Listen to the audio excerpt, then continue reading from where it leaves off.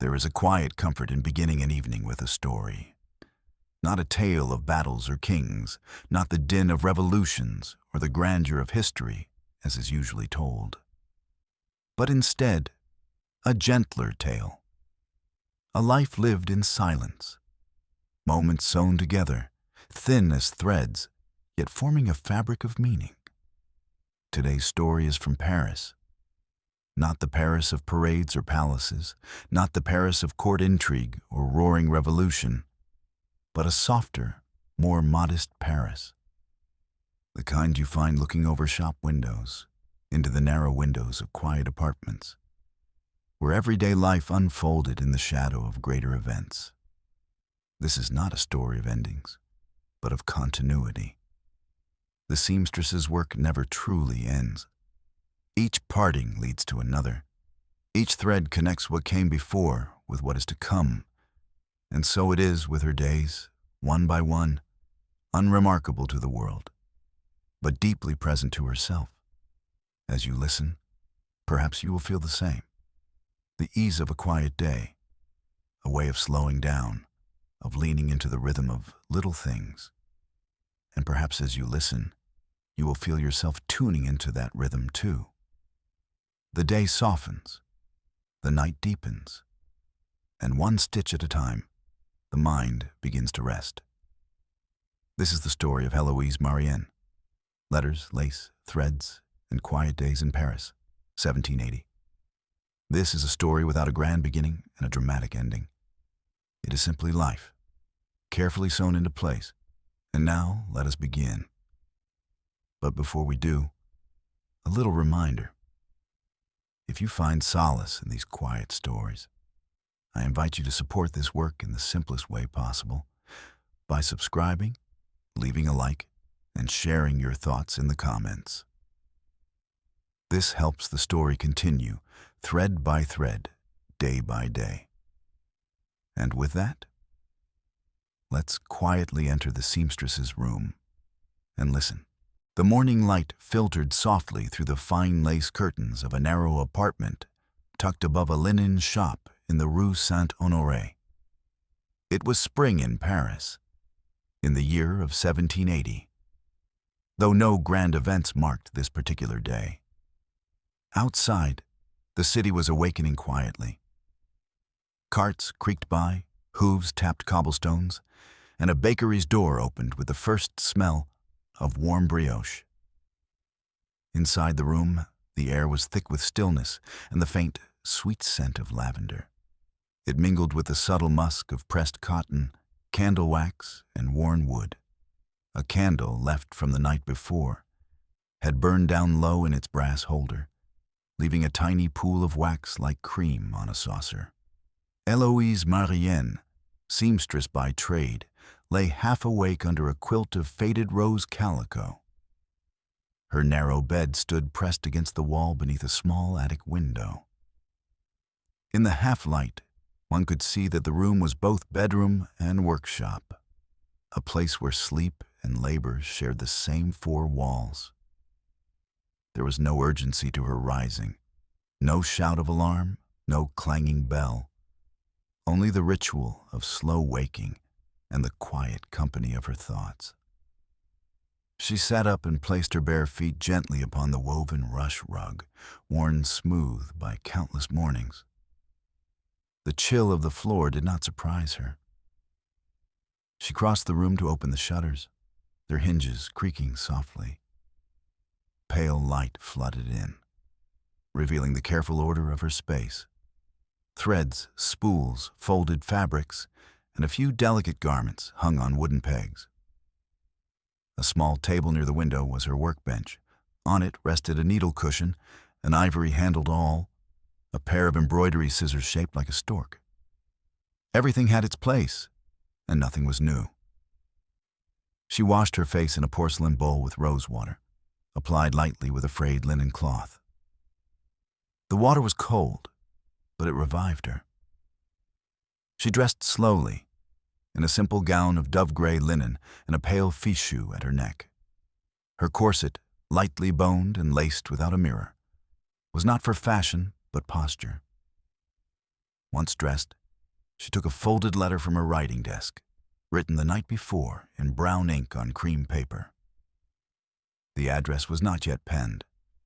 The words were meant for her cousin, who lived outside Lyon. In the letter, Eloise had described a new commission, a visiting client from the provinces, and the difficulty of sourcing good silk ribbon in spring. These were not dramatic details, but they mattered, in the gentle way that daily life matters. She set the letter aside and opened the window. The scent of fresh bread drifted upward from the boulangerie below. A sparrow fluttered from one rooftop to another. Somewhere in the distance, a street violinist began to tune.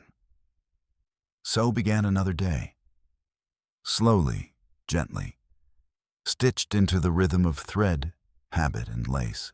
The kettle had been simmering over the small iron stove for some time. Eloise lifted it with care and poured the hot water over a chunk of chocolate, stirring slowly with a wooden spoon. The scent of it, thick, bitter, and rich, rose like a memory.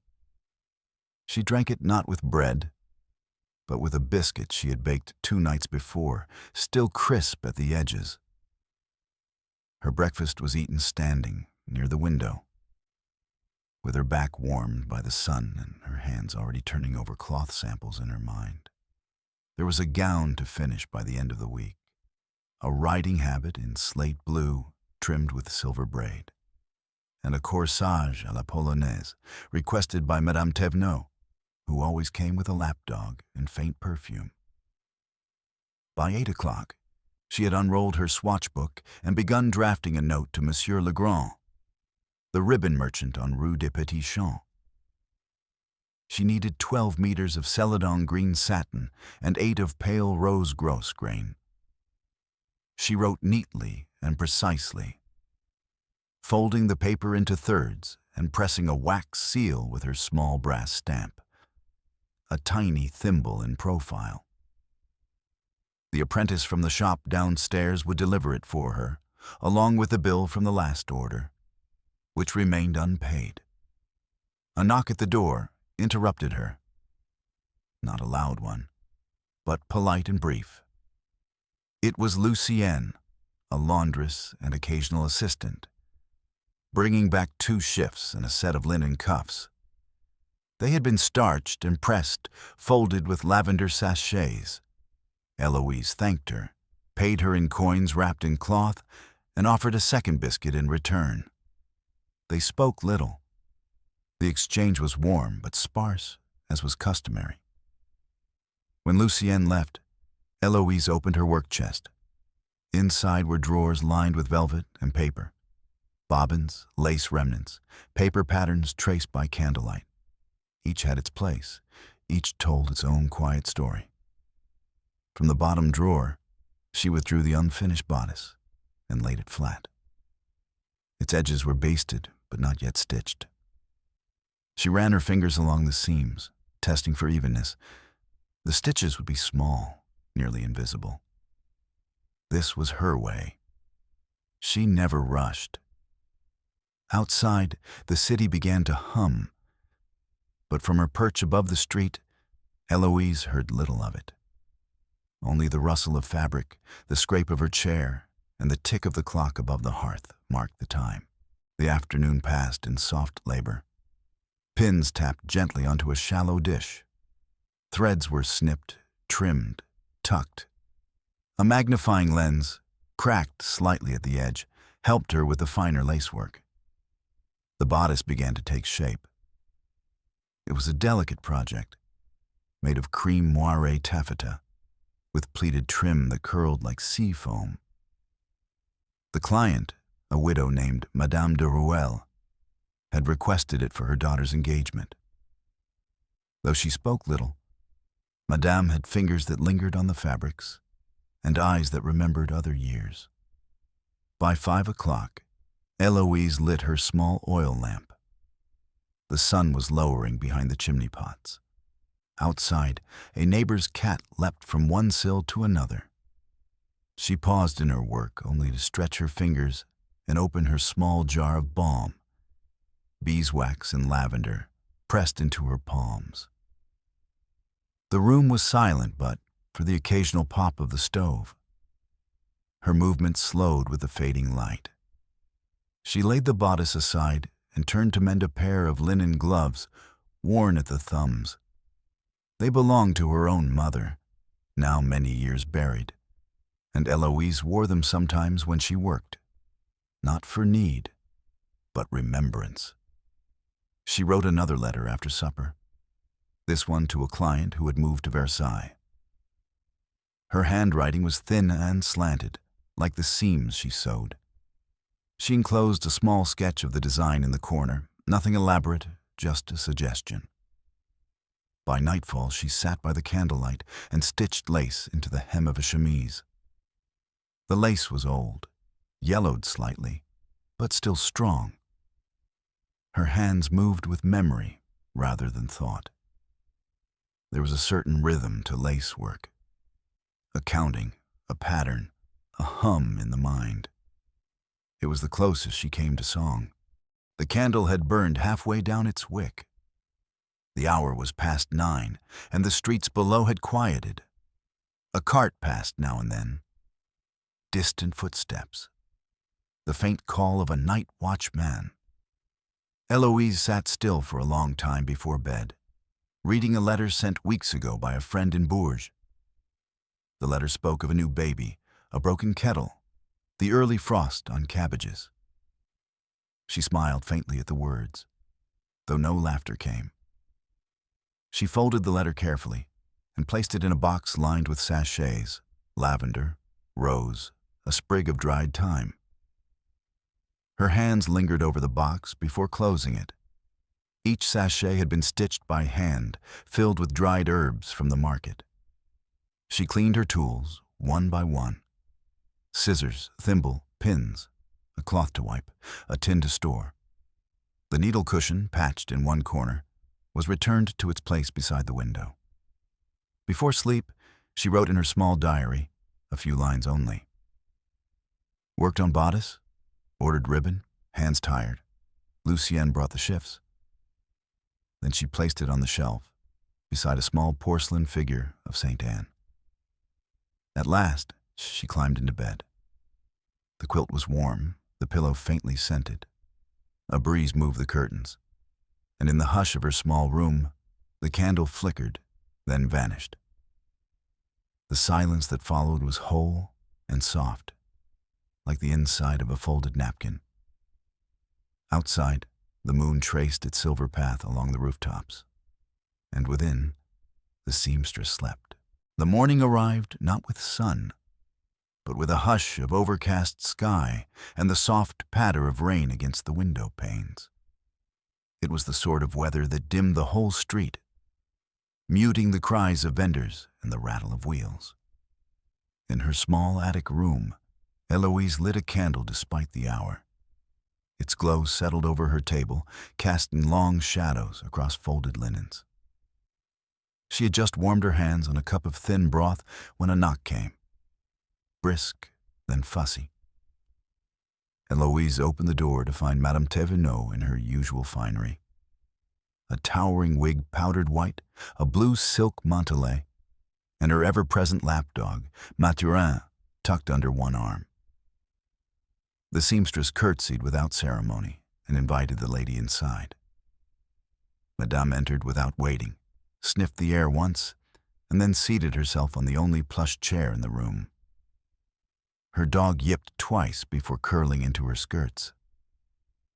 "I've decided the bodice must be less modest," Madame began, waving her hand vaguely. "The Duchess's daughter will be wearing a square neckline, and I simply can't look provincial." Eloise listened without interrupting. She brought out the fabric samples again, the same ones Madame had seen 3 times already, and laid them before her. Pale silver taffeta, dove-gray satin, a touch of pale lilac trim. Madame tapped a finger on the lilac.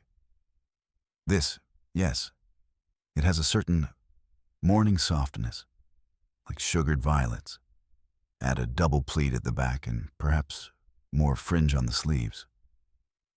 Mathurin sneezed. The conversation lingered over small decisions, buttons or pearls, pleats or ruching, and always returned to the subject of the Duchess's daughter. Madame spoke not out of jealousy, but as if fashion itself were a kind of battle in which she was honor-bound to prevail. After 40 minutes, the lady rose, swept a few stray threads from her sleeve, and departed. Eloise was left with the faint smell of rose cologne, the imprint of the lapdog on the chair cushion, and a new set of alterations to begin. She set to work immediately, knowing that Madame would return within days to change her mind again. But there was no annoyance in her hands as she picked up her shears, only the quiet rhythm of the work returning. By midday, the rain had lifted. The streets were still damp, but clouds had softened into a pale, milk-white sky. Eloise wrapped her shawl around her shoulders and descended the narrow stairway to the street. The Rue Saint-Honoré was bustling now.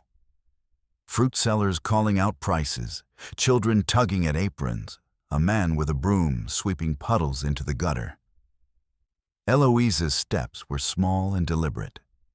She carried a wicker basket and a folded list pinned to its rim. At the herbalist's, she purchased dried chamomile and marjoram, both to stuff new sachets. She selected 2 skeins of embroidery thread in golden wheat and eggshell blue. At the ribbon shop, Monsieur Legrand greeted her with a nod and a dusting cloth. "The satin arrived from Lyon this morning," he murmured, and brought out the bolt, pale celadon, just as she had requested. He let it unfurl across the counter like water. She ran her fingers over it and smiled. It was cool, faintly glossy, smooth as a summer river. He measured and cut precisely, handing her 12 neat yards, folded and tied with red string. He also placed into her hands a small white box. An extra gift, he said, for such a faithful customer. Inside were tiny samples, lace trim, narrow silk braid, and a swatch of embroidered muslin from India. She thanked him with quiet gratitude and tucked the box carefully into her basket. At the boulangerie, she selected a round loaf and 3 small brioches, still warm from the oven. The scent filled the street and clung to her sleeves. As she returned home, she passed a flower seller with a tin pail of violets. The flowers were delicate, nearly crumbling in her hands. She bought a small bunch and carried them home, like treasure, wrapped in old paper. Once home, she laid the violets in a shallow dish with a drop of water and set them by the window. The ribbon was unwrapped and coiled gently into her notions drawer. The bread was sliced, the broth reheated, and she sat at the table alone with her lunch. Outside, the city murmured on. Inside, the ribbon box sat unopened again, waiting for her quiet attention. After her midday meal, Eloise turned to a small pile of mending. It was not a commission, only garments of her own. A tear in the sleeve of her nightdress, a loose hem in her apron. She liked to sit at her work table for such tasks, with the window open, allowing in the scent of pavement and sun-warmed wood. The linen of her apron was coarse but reliable. She stitched it with quick, practiced fingers, using a thread from a nearly empty spool, French flax, dyed soft gray. When she finished, she turned to her bookshelf. There were only a few volumes there, mostly practical ones. Le Manuel des Couturières, a ledger of fabric prices, a copy of Les Quatre Saisons with faded woodcut illustrations. But tucked between them was an older book, its leather spine cracked, its pages yellowing. It had belonged to her father, a tailor by training, who taught her the first stitches at age 6. The book was a handwritten guide. Notes on cutting patterns, stitch diagrams, diagrams of pleats, sketches of gowns from the 1750s. His own hand, neat and careful, lined every page. She opened it slowly, breathing in the scent of old paper. She paused at a page with a drawing of a riding coat, annotated with thread counts and stitch types. A small line in the corner read, "Don't rush. Let the cloth lead." She smiled, closed the book, and returned it gently to the shelf. Her father had been a quiet man. His tools still lived in her sewing chest. The awl, the waxed chalk, the brass measuring tape worn thin from years. In the quiet of the afternoon, she pressed her thumb to the soft leather of the book cover. Some legacies were loud, others stitched into seams, hidden but strong. She returned to her table, the afternoon light slanting gently across her hands. The evening came with a faint blush of rose along the rooftops. She lit a lamp early, for the light was fading fast, and unrolled a new sheet of pattern paper. Tonight's work was gentle, designing the sleeves for Madame Thévenot's newly adjusted bodice. She laid out her tools, graphite pencil, ruler, shears, and chalk. A pattern block already cut served as a base. Her strokes were light, deliberate, and slow. She measured twice, then again. One side of the sleeve was gathered, a puff, soft, modest. The other would be smooth, trimmed with double rows of braid. The candle flame wavered slightly as she leaned forward. The edge of her lace cuff brushed the paper. She paused, adjusted the flame, and continued. There was no music, no conversation. Only the soft hiss of the lamp, the scratch of pencil on paper, and her breath, slow and even. When the pattern was complete, she placed a weight on each corner and stood back. It was nothing grand, not a court gown, not a masterpiece, but it was correct. It was pleasing. She folded the paper with care and slid it into her folder of patterns, each labeled in neat script. Some bore dates from years ago. Some were never used, but kept for inspiration. Ruffled cuffs, tapered sleeves, tiny collars from children's dresses. The night deepened. She boiled water for tea and took her cup to the window. The stars were beginning to emerge behind a veil of chimney smoke. Somewhere, a violin played a slow tune. She held the cup in both hands and watched the steam rise. Her shoulders softened. The day's labor had left its mark, a faint ache in the back, a smear of chalk on her thumb. But there was a quiet satisfaction in it. The pattern was drawn. The ribbon had arrived. The work would continue tomorrow. And in the stillness of the room, she whispered aloud to no one. Let the cloth lead. The next morning arrived with a light fog blanketing the city. From her small window, Eloise could barely make out the roof line of the church beyond the neighboring tenements. The world outside seemed made of cotton and silence. She moved gently, not wishing to disturb it. Her first task of the day was a new commission, a chemise made of the finest white muslin. It had come by letter, written in an unfamiliar hand, folded neatly with a pressed flower inside. A dried pansy, violet and gold. The note had been unsigned but paid in advance. The request was for simplicity. No embroidery, no adornment. Just a well-made chemise, fitted to the measurements provided. She took out the muslin from her linen chest, feather light, pale as morning mist, fine enough to read through. The feel of it was unlike the heavier silks or stiff linens she often worked with. It moved like breath between her fingers. At her cutting board, she smoothed the fabric out, anchoring it at each corner with worn copper weights. The pattern had already been drawn the night before, traced in pale pencil onto brown paper. She cut slowly, the shears barely whispering. Every few strokes, she stopped to realign the cloth. There was no urgency. The client had specified no date for delivery, and so Eloise approached the project as one might tend to a garden, one careful trim at a time.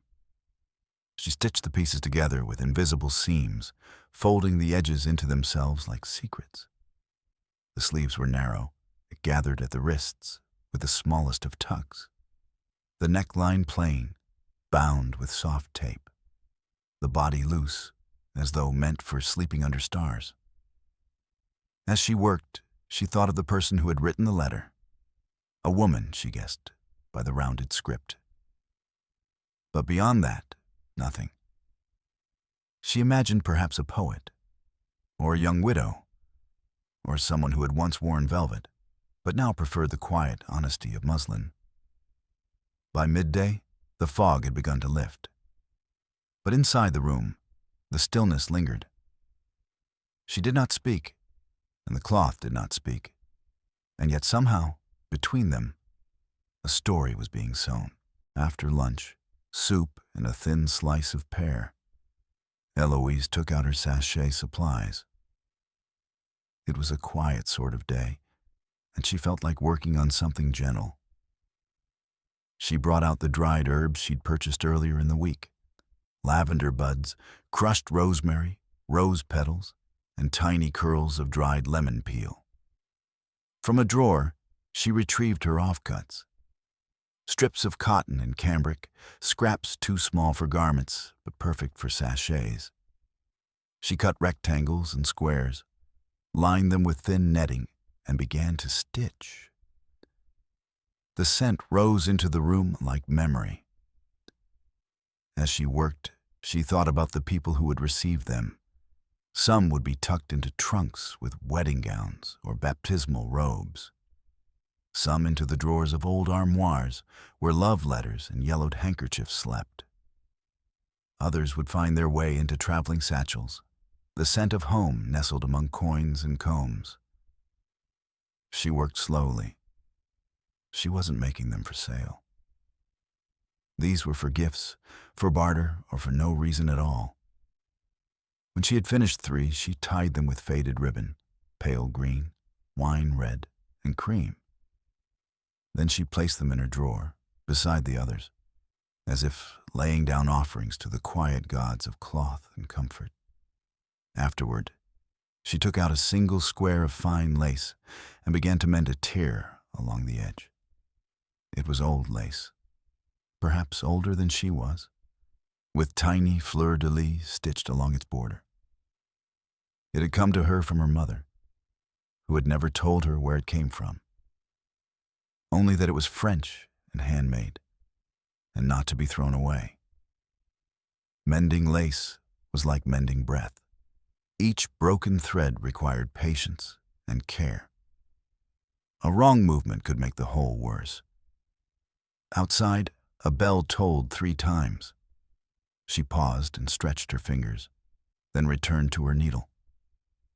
It was not an afternoon of excitement. There were no guests, no letters, no drama. Just the scent of rosemary, the soft whisper of thread, and the lace beneath her fingers. Ancient and delicate, but still holding on. As evening approached, Eloise brought down the wooden box from the high shelf, a long, flat chest with a simple clasp. She dusted the lid and placed it on her work table, setting the lamp beside it. The hinges creaked as she opened it. Inside were keepsakes, each resting where it had been for years. Not a collection of valuables, but of quiet tokens. Buttons, ribbons, bits of lace too fine to discard. A brooch shaped like a swallow. A small coin from Florence. A letter tied in blue twine. She lifted each item gently, as though waking something asleep. There was a small packet of needles from her apprenticeship days, still wrapped in parchment. Her instructor had given it to her after her first successful corset. She remembered his ink-stained fingers, the way he always hummed while cutting fabric. A folded square of paper contained a pressed rosebud, brittle now, almost translucent. It had once been red, the color long faded to rust. She could no longer remember who had given it to her. A friend?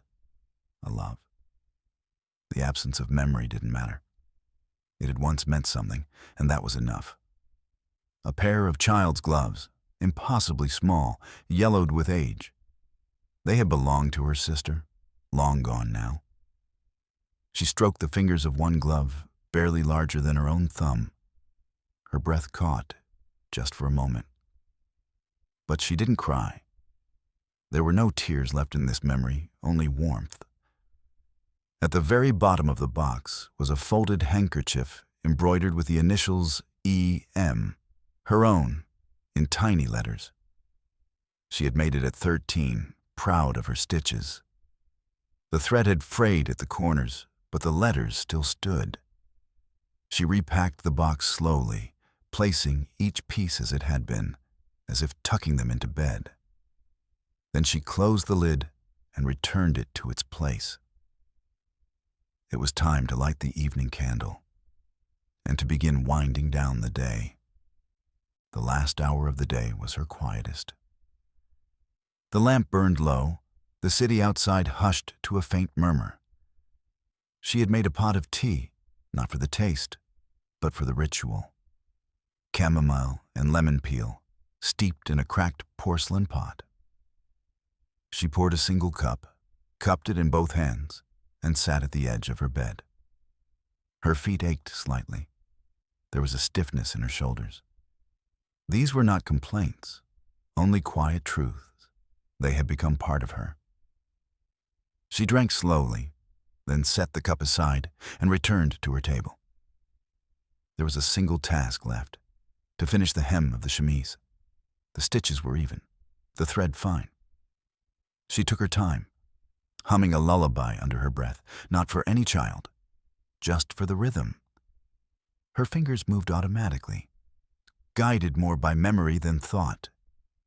Outside, the wind shifted. A shutter creaked on a neighboring window. She didn't look up. When the final stitch was tied and snipped, she folded the chemise with care. No fanfare, no applause, just the gentle closure of something well done. She wrote a short note on a slip of paper, "For the lady of violet ink," and tucked it into the parcel. It would be sent in the morning. Then she cleaned her needle, wrapped her thread, and returned everything to its place. She changed into her nightdress, the one she had just mended.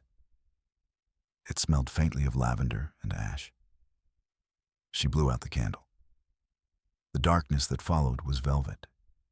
In her final moment before sleep, she thought only this: there are no grand endings in a seamstress's life, only seams that join one day to the next, thread by thread, stitch by stitch.